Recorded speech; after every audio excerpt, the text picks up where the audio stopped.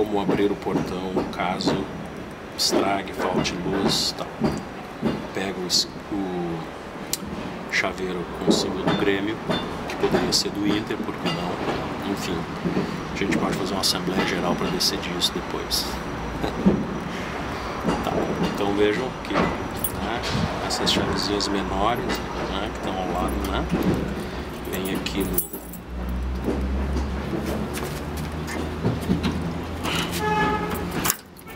essas duas, abriu, é um pouquinho duro, então se empurrar para dentro fica mais fácil, ó, de tirar.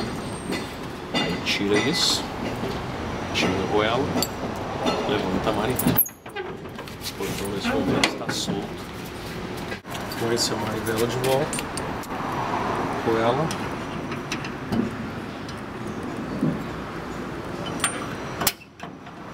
Vou para dentro um pouquinho. E olha lá, tá de volta.